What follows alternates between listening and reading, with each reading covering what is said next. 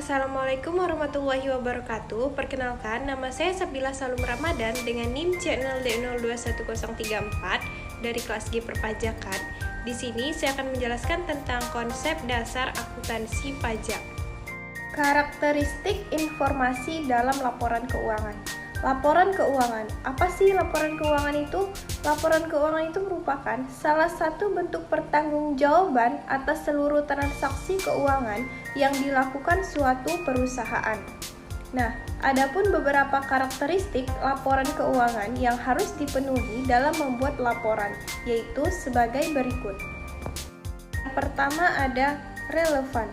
Laporan keuangan dikatakan relevan jika informasi yang disajikan dalam laporan keuangan dapat memenuhi keputusan ekonomi pengguna, yaitu membantu mereka dalam mengevaluasi kejadian masa lalu dan masa kini serta dapat mengoreksi atas hasil evaluasi masa lalu.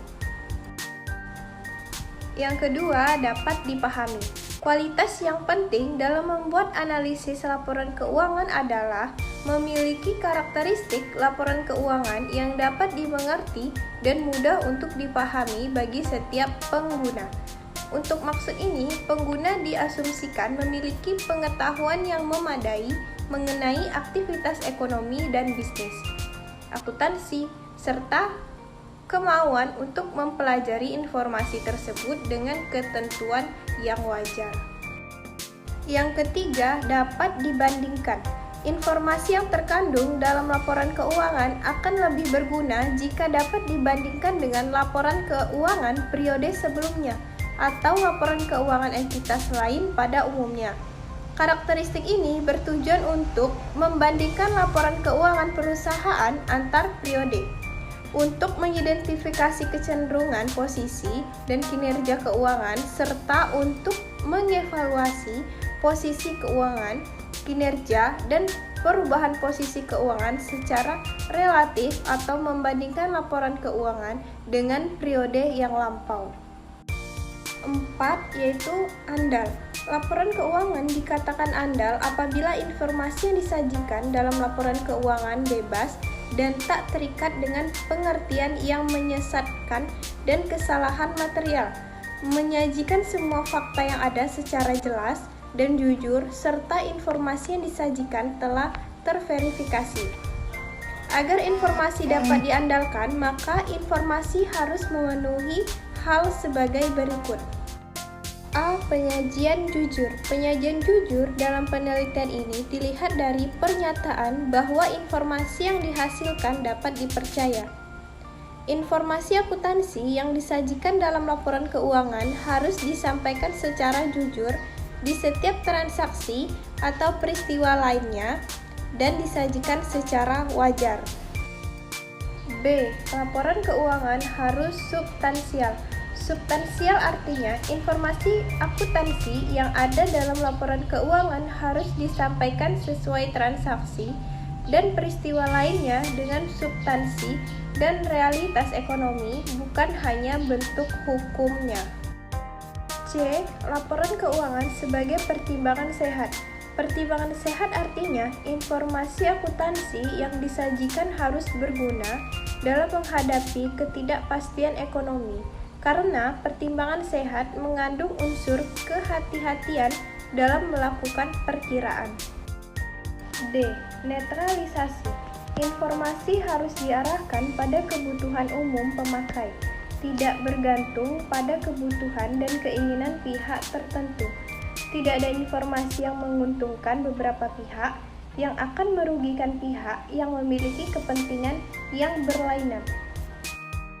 Di setiap melakukan laporan keuangan harus ada kejujuran dan keadilan dalam melakukannya.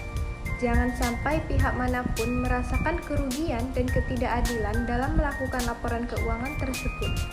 Karakteristik laporan keuangan merupakan sumber informasi bagi pihak-pihak yang berkepentingan terhadap perusahaan, di mana akuntansi merupakan proses pencatatan sekaligus melaporkan informasi ekonomi guna memungkinkan terdapatnya penilaian dan juga pengambilan keputusan yang jelas dan juga tegas untuk mereka yang memakai informasi tersebut.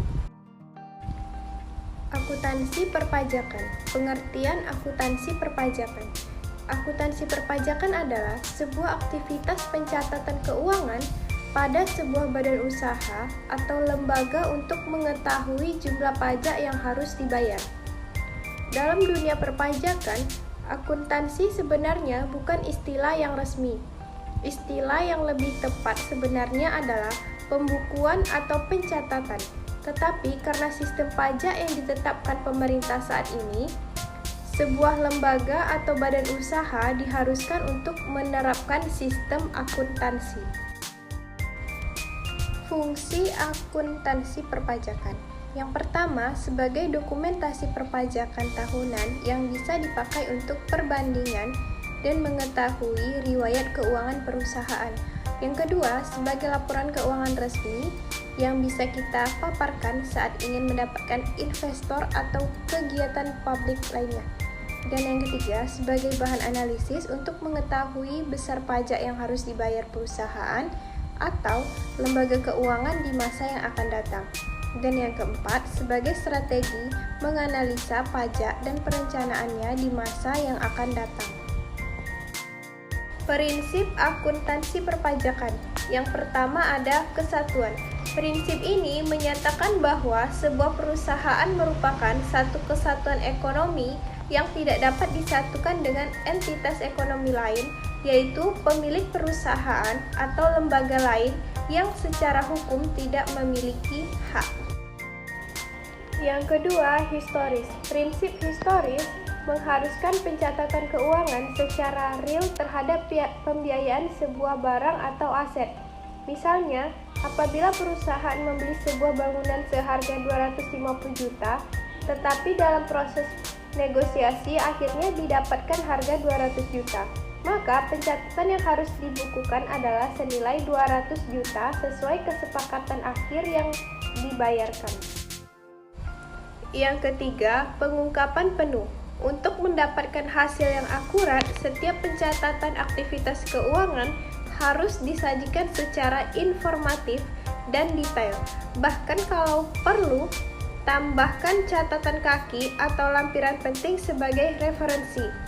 Setelah memahami prinsip akuntansi perpajakan, diharapkan risiko kesalahan dan ketidakakuratan pencatatan data pajak bisa diminimalkan, bahkan dihilangkan. Baiklah, sekian materi dari presentasi saya. Lebih dan kurang saya mohon maaf dan saya akhiri. Wabillahi taufiq wal hidayah. Wassalamualaikum warahmatullahi wabarakatuh.